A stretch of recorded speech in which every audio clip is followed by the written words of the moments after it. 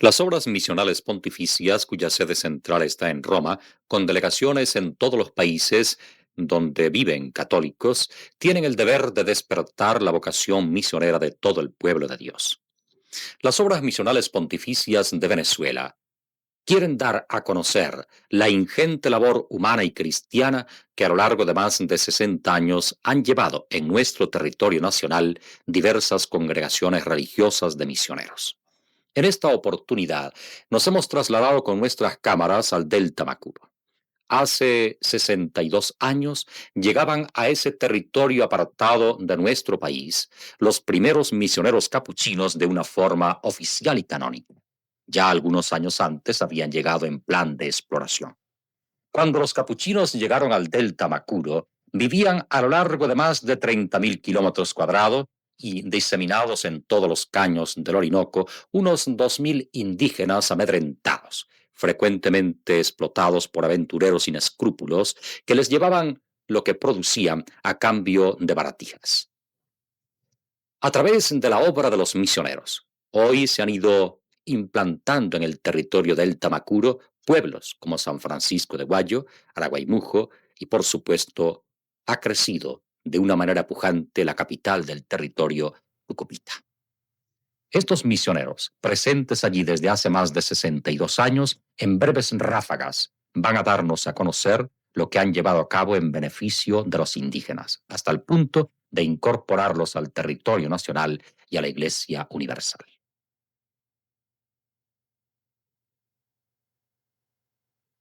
Tenemos combustible, harina, aceite, bueno, creo que está todo. Bueno, podemos ir cargando entonces. Ok, vamos a ver. Pongan estas cajas sobre las bombonas de gas, ¿ok?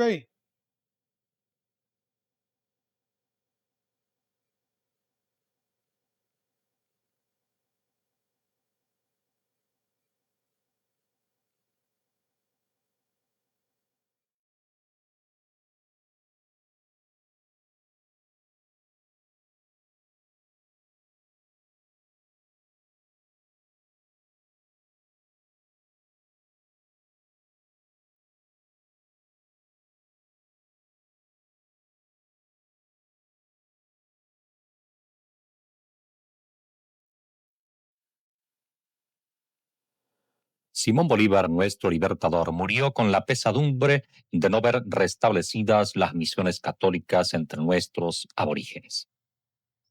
Durante la Guerra de Independencia, muchos de los misioneros fueron expatriados, algunos torturados y no pocos cruelmente asesinados. Sabía Simón Bolívar, y no tenía reparo en confesarlo, que sólo las misiones católicas serían capaces de reunir a los indígenas sin violencias, haciéndoles conscientes de su nacionalidad venezolana y de sus derechos y dignidad humana.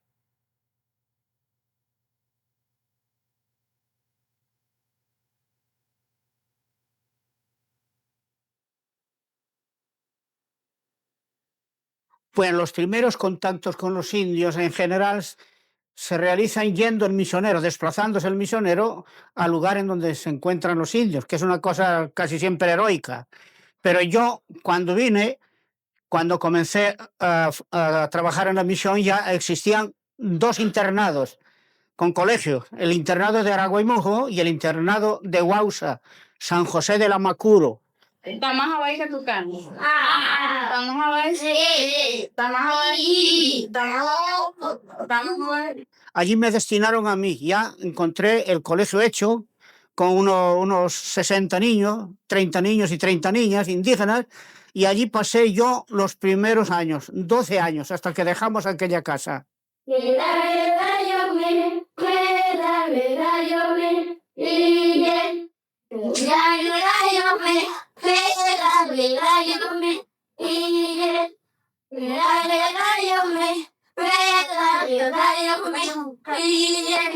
Los Guaraos son un pueblo primitivo de Venezuela que quizás sea el más primitivo de todos los que habitan actualmente en el territorio nacional. Ellos se extienden desde el estado Sucre hasta la Guayana Esequiba y su hábitat se reduce a las cercanías de los manglares, habitando en los ríos y en las lagunas donde abundan la pesca. Amo kunaru kore, musika kunarute, anaya kore, yabakitani. Este guarao, este indígena, probablemente fue el primero que encontró Colón cuando pisó tierra firme. Y su cultura es una cultura ancestral, es una cultura muy primitiva que no ha llegado a la edad de la piedra. Puede decirse que está todavía en la edad del palo, en la edad de la madera. Se asienta la cultura del guarao en su concepción, en su cosmología, en su visión de las cosas, con una visión sobrenatural, creyéndose descendiente del cielo. ¿Qué pretenden llevar a cabo los misioneros entre nuestros indígenas? Ellos mismos nos dicen que su única preocupación es promover humana y cristianamente a nuestros aborígenes. Sin embargo, no son pocos los que a lo largo de la historia han criticado la labor de los misioneros, achacándoles una destrucción progresiva de su cultura, infundiéndoles al mismo tiempo, paralelamente, valores extraños a esa cultura. El libro que ustedes acaban de ver en pantalla nos dice lo contrario. A lo largo de más de 50 años de presencia como misionero en el territorio Delta Amacuro, el padre Basilio de Barral, con una paciencia infinita, recorriendo los más diversos y alejados caseríos del territorio, ha ido recogiendo una a una las palabras del idioma guarao para darlas a conocer al mundo entero. Es posible que muchas de ellas nunca fuesen conocidas por el mundo de la ciencia si él no las hubiese recopilado.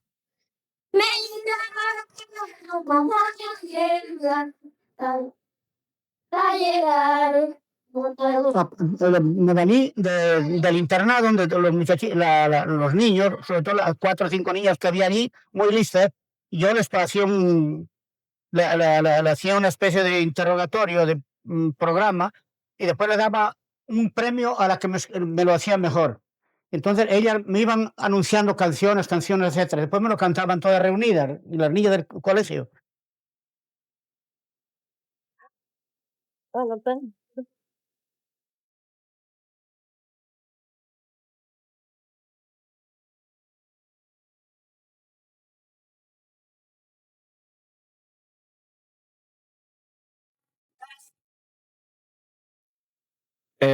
La misión de Arahuimú y todas las misiones del Delta han tenido bastante influencia sobre el desarrollo cultural de los indígenas en todos los sentidos. En el sentido espiritual, en el sentido cultural, en el sentido social, vamos a decirlo así. Y en esto en este centro misional ha tenido bastante importancia el hecho de que los sacerdotes han estado formando internados para ayudar al desarrollo de esos indígenas y que no se queden estancados en el sitio donde ellos han nacido y que son de poca penetración, donde no hay asistencia. Entonces, los sacerdotes han tenido bastante influencia en esto, en la formación del indígena. Y aquí la prueba de ello. Yo soy uno de ellos y muchos de nosotros somos formados por la enseñanza que nos han impartido los sacerdotes y la monjas.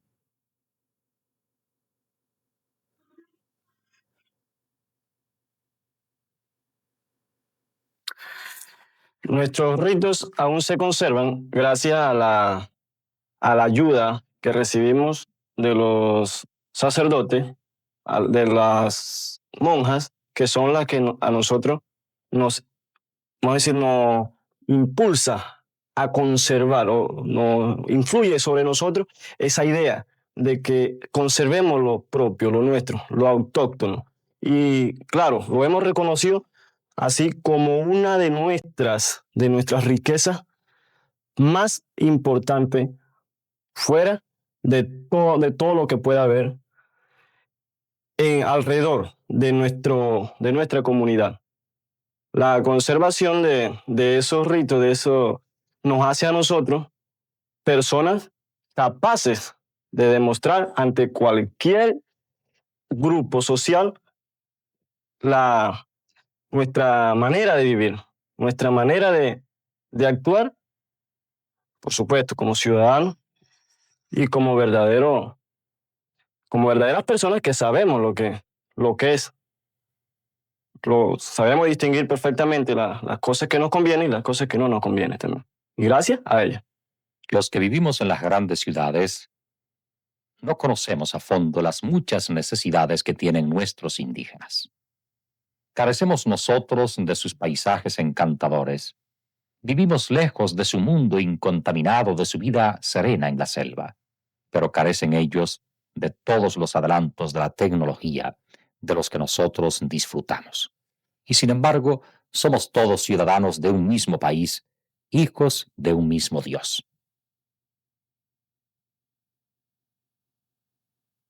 Bueno, la realización de mi vocación como misionera pues ha comenzado ha comenzado aquí en este pueblo de San Francisco de Guayo. Y en cuanto a realización, en cuanto a, digamos que a plenitud de realización, no tengo más que decir que realmente pues ha sido maravillosa mi experiencia en este campo indígena, donde los guaraos, pues yo he aprendido mucho de ellos y le he enseñado también.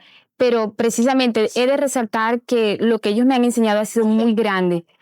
He aprendido a que ellos son personas que valen, que tienen dignidad, personas que merecen que nosotros lo dejemos todo y que nos esforcemos, que dejemos todas las cosas que tengamos en segundo lugar para venirnos a dar a ellos, para venirnos a gastar, digamos así, por ellos, pues aprovechando más que todo esa vitalidad que nosotros tenemos pues en nuestra juventud. La ilusión de mi vida fue venir a las misiones. Desde niña era mi sueño. Llevo 45 años de religiosa. Qué feliz me he sentido toda mi vida sirviendo a Cristo. Lo digo de verdad, muchas veces cuando voy a la ciudad y veo a las personas con esa agitación, con todo eso, yo digo, Señor, estas almas si te conociesen,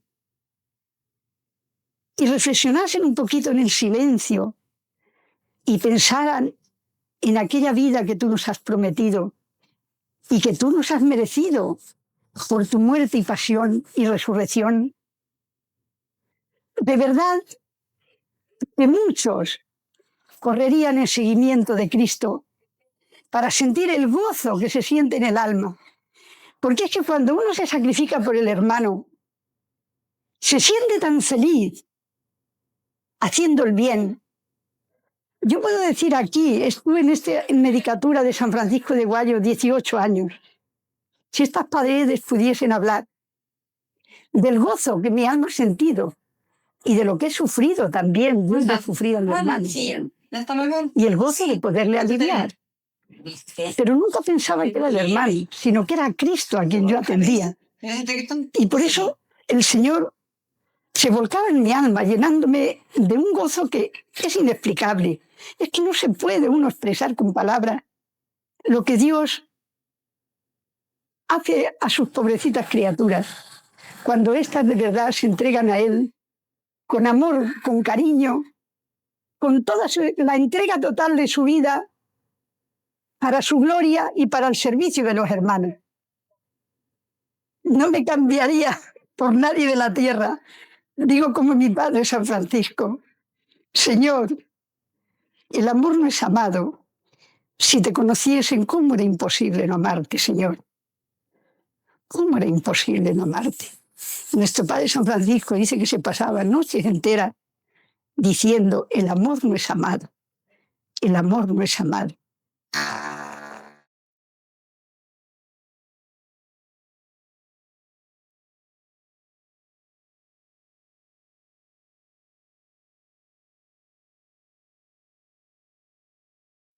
Hoy los misioneros recorren los caseríos generalmente ubicados a las orillas de los ríos en forma de palafitos con veloces lanchas. Hasta hace algunos años lo hacían remando en frágiles curiadas y rodeados de hambre, sol y alimañas.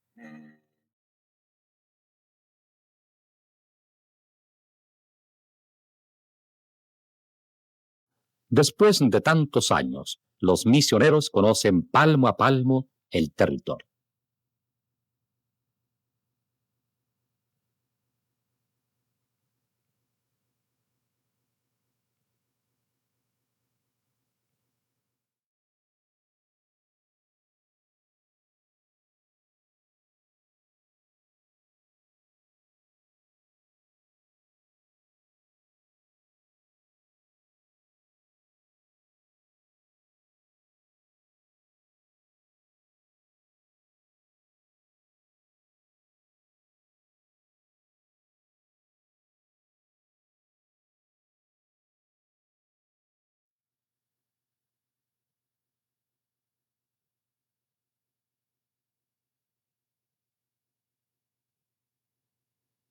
Uno de los centros misionales fundados hace exactamente 60 años es Araguaimuje. Muchas veces destruido por las crecidas del Orinoco, es hoy refugio de cientos de indígenas que allí estudian y se preparan para la vida.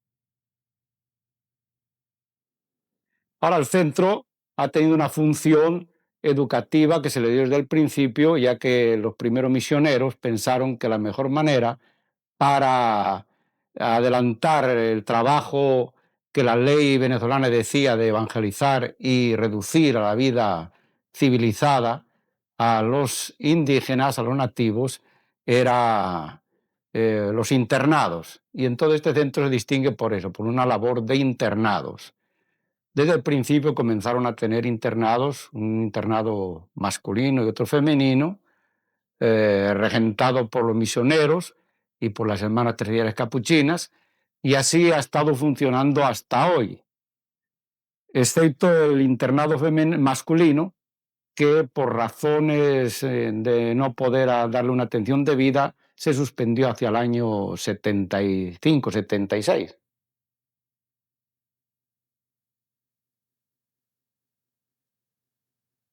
Hace algunos meses fue elegido vicario apostólico Monseñor Felipe González, de 40 años y 15 de misionero.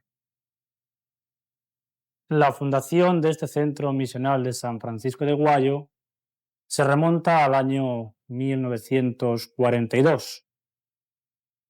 Y el motivo fue porque al tener que desalojar la misión de San José de Macuro por causa de la mala salubridad que había en aquella zona, a causa de la malaria, el paludismo, tuvieron que desalojar aquella misión y entonces buscar otro lugar en esta zona del delta para poder atender a los indígenas que habitaban en estas márgenes de los caños del Orinoco. Y en 1941 hace una primera expedición el padre Basilio por las zonas de Río Grande, por Orocoima, El Toro, y ese mismo año, poco después, también hace otra expedición el entonces Monseñor Constantino Gómez Villa, con el padre Basilio, padre Isá de Mondreganes, por estas zonas de los caños de Guayo, Jobure, las islas de Burojoida y de Burojo, para buscar el lugar más apropiado para la nueva fundación. Después de ver estas zonas, decidieron como lugar apropiado en la zona de Muraco. Y allí llegó el padre Basilio en 1941. Pero parece ser que ese no era el lugar que Dios tenía destinado para esta misión. Y por dificultades tuvo que venir para esta zona concreta del Caño de los Siucajunoco, que después se llamaría, en primer lugar, Misión de San Francisco de Guayo.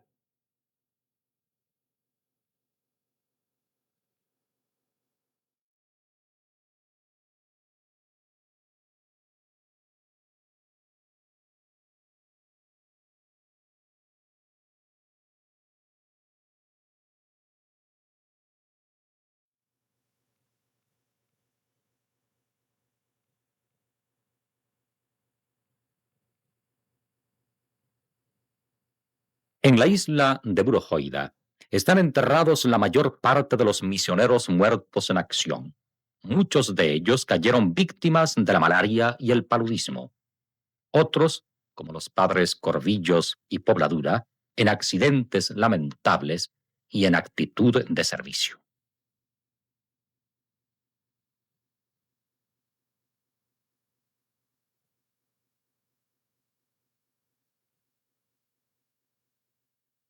El paso del misionero es saludado con alegría por los habitantes de los palafitos. Niños y adultos saben muy bien que los capuchinos han sido sus protectores por casi un siglo. Y ellos saben también que su cultura no ha desaparecido, víctima de la barbarie de algunos aventureros que recorren su territorio gracias a los mismos misioneros.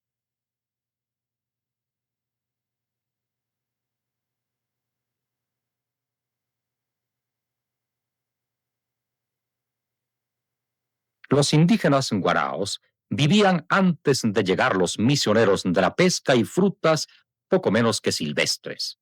Los misioneros les han enseñado a cultivar la tierra negadiza sobre la que viven y han llevado a aquel territorio la cría de animales domésticos que enriquecen la dieta básica de los aborígenes.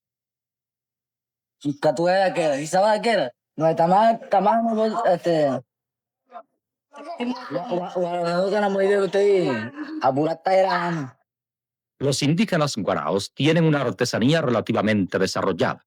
Con bejucos y fibras fabrican utensilios, bolsos y abanicos sumamente apreciados por los turistas. Con frecuencia los indígenas se trasladan a Tucupita, capital del territorio, a vender sus artesanías.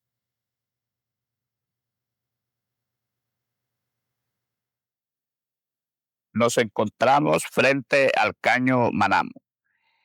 Este es un sitio histórico en la historia del territorio federal del Tamacuro, pues aquí, en la intersección de las calles Tucupita y Manamo, que toman sus nombres de los caños a cuyas márgenes se hallan ubicadas, fue donde por primera vez se construyó un rancho acá en Tucupita. Esto ocurrió el año 1848, cuando un marino margariteño de nombre Juan Millán, acompañado por Regino Guira, Julián Rodríguez y Tomás Flores, decidieron asentarse en estas fértiles tierras, considerándose tal hecho como la fundación de Tucupita, hoy capital del territorio federal del Tamacuro.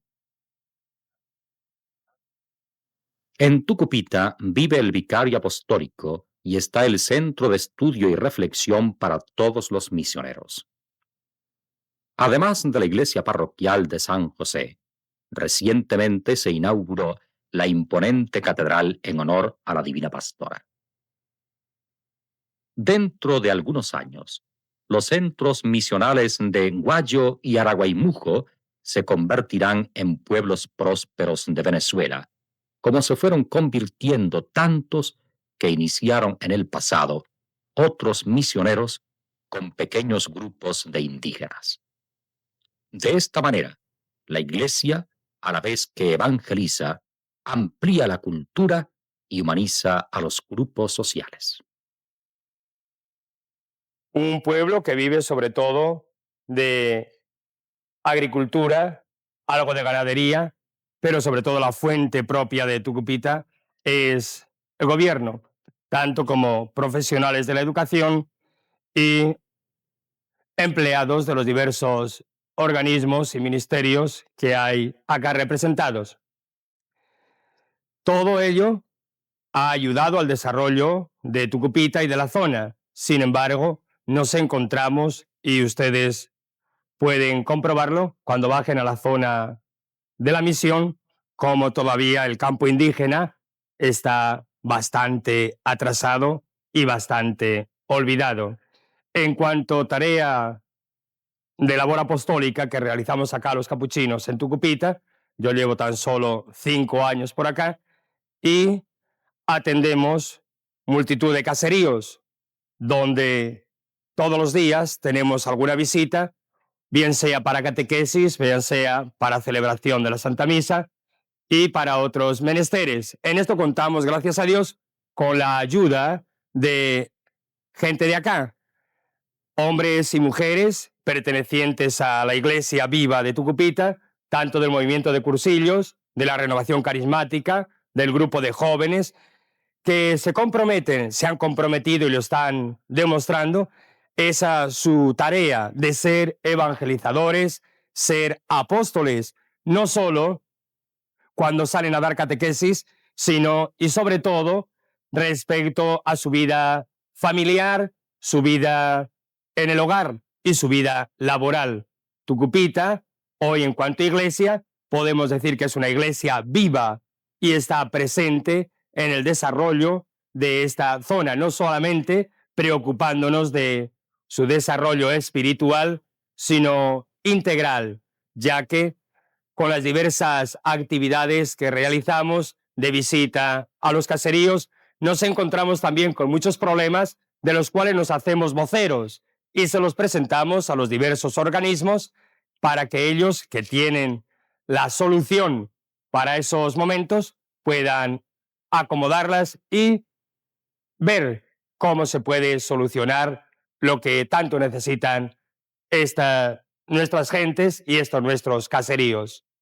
El pueblo deltano es un pueblo acogedor, un pueblo trabajador, un pueblo que quiere su superación.